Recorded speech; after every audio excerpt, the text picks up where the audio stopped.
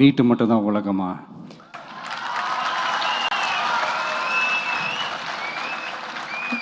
நீட்டை தாண்டி இந்த உலகம் ரொம்ப ரொம்ப பெருசு. அதில் நீங்கள் சாதிக்க வேண்டியது பல விஷயங்கள் இருக்கு. இந்த சாதி மதத்தை வச்சு இந்த பிரிவினை வளர்க்கிற அந்த சிந்தனை பக்கமே போயிடாதீங்க.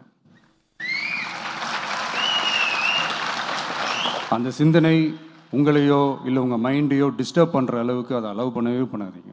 விவசாயிகள் என்ன சாதி மதம் பார்த்தா பொருளை விளைய வைக்கிறாங்க? எவ்வளவோ பண்ணிட்டோம், இதை பண்ண மாட்டோமா? எவ்வளவோ பார்த்துட்டோம், இதை பார்க்க மாட்டோமா அப்படின்ற அந்த பாசிட்டிவ் நோட்டோடவே ட்ராவல் பண்ணுங்க. My dear young leaders and parents, என் நெஞ்சில் குடியிருக்கும் உங்கள் எல்லாருக்கும் என்னுடைய வணக்கம். வணக்கம் வணக்கம் வணக்கம்.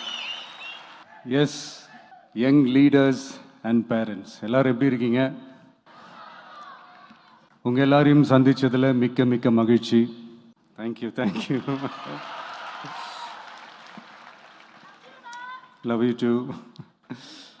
First of all, congratulations for your this beautiful achievements. படிப்பில் சாதிக்கணும் தான், படிப்பும் சாதனை தான், அதுதான் மறுக்கலை.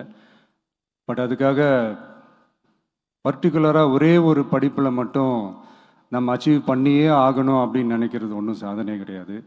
ஒரே விஷயத்தை பற்றி திரும்ப திரும்ப யோசித்து உங்கள் ஆங்ஸைட்டியை ஏற்றிக்காதீங்க. அவ்வளோ ஸ்ட்ரெஸ்ஃபுல் ஆக வேண்டிய அவசியம்லாம் ஒன்றுமே கிடையாது. இது நான் ஏன் சொல்கிறேன்னா, நீட்டு மட்டும் தான் உலகமா?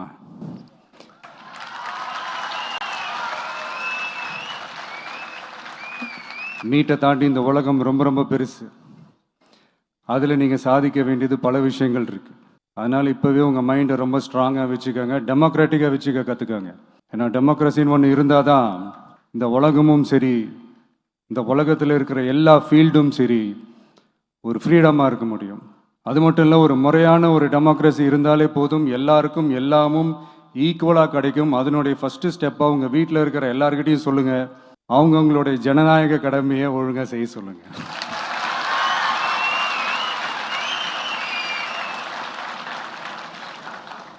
ஜனநாயக கடமையை சரியாக செய்கிறதுனா அது ஒன்றும் பெரிய ஒரு விஷயம்லாம் கிடையாது, சாதாரணமான விஷயந்தான். நல்லவங்க, நம்பிக்கையானவங்க, இது வரைக்கும் ஊழலே செய்யாதவங்க யாருன்னு பார்த்து தேர்ந்தெடுக்க சொல்லுங்க.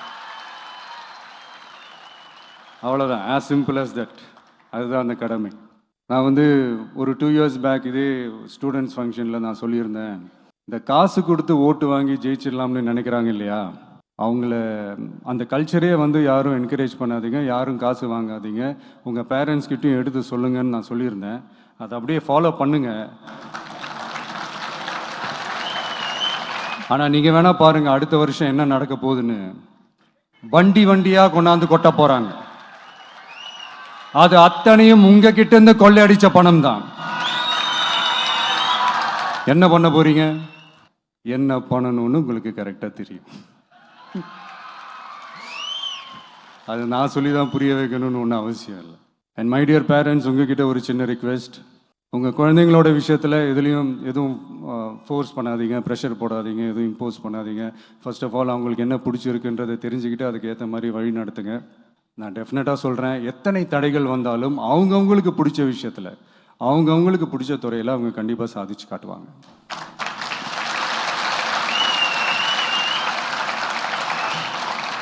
அண்ட் இன்னொரு முக்கியமான விஷயம் உங்ககிட்ட நான் ஷேர் பண்ணணும்னு நினச்சது என்னென்னா, இந்த சாதி மதத்தை வச்சு இந்த பிரிவினை வளர்க்கிற அந்த சிந்தனை பக்கமே போயிடாதீங்க. அந்த சிந்தனை உங்களையோ இல்லை உங்கள் மைண்டையோ டிஸ்டர்ப் பண்ணுற அளவுக்கு அதை அலோவ் பண்ணவே பண்ணாதீங்க.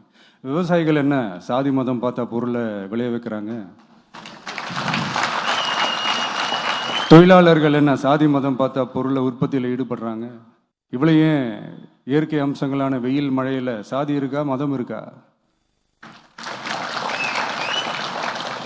எப்படி இந்த போதை பொருட்களை எப்படி நம்ம அறவே ஒதுக்கி வைக்கிறோமோ, அதே மாதிரி இந்த சாதி மதத்தையும் ரொம்ப ஸ்ட்ரிக்டாக தூரமாக, எவ்வளோக்கு எவ்வளோ தூரமாக அதை ஒதுக்கி வைக்கிறீங்களோ அவ்வளோக்கு அவ்வளோ அதை தூரமாக ஒதுக்கி வச்சுருங்க. அதுதான் எல்லாருக்குமே நல்லது.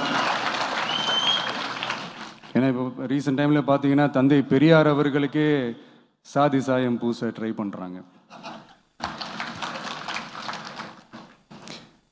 ஒன்றிய சிவில் சர்வீஸ் எக்ஸாமில் கூட சாதி சாயம் பூசுகிற மாதிரி ஒரு கேள்வி ஒன்று கேட்டு வச்சிருக்கிறாங்க. இதையெல்லாம் வன்மையாக கண்டிக்கிறோம்.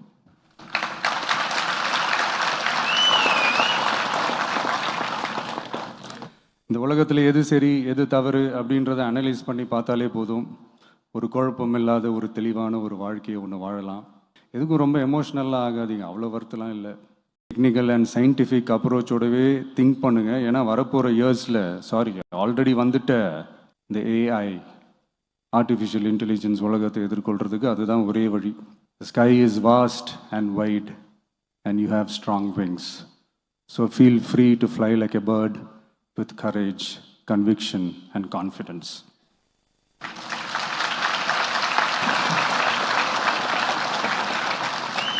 எவ்வளவோ பண்ணிட்டோம், இதை பண்ண மாட்டோமா? எவ்வளவோ பார்த்துட்டோம், இதை பார்க்க மாட்டோமா அப்படின்ற அந்த பாசிட்டிவ் நோட்டோடவே ட்ராவல் பண்ணுங்க. கான்ஃபிடென்ட்டாக இருங்க, நல்லதே நடக்கும், வெற்றி நிச்சயம். மீண்டும் சந்திக்கும் வரை நன்றி, வணக்கம். நான் அடுத்த செட் ஆஃப் ஸ்டூடெண்ட்ஸ் கூட நான் நெக்ஸ்ட் வீக் போல் நான் மீட் பண்ணுறேன்.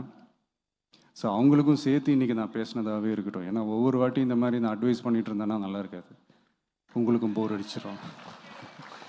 So thank you. எல்லோரும் வாங்க, மீட் பண்ணுவோம்.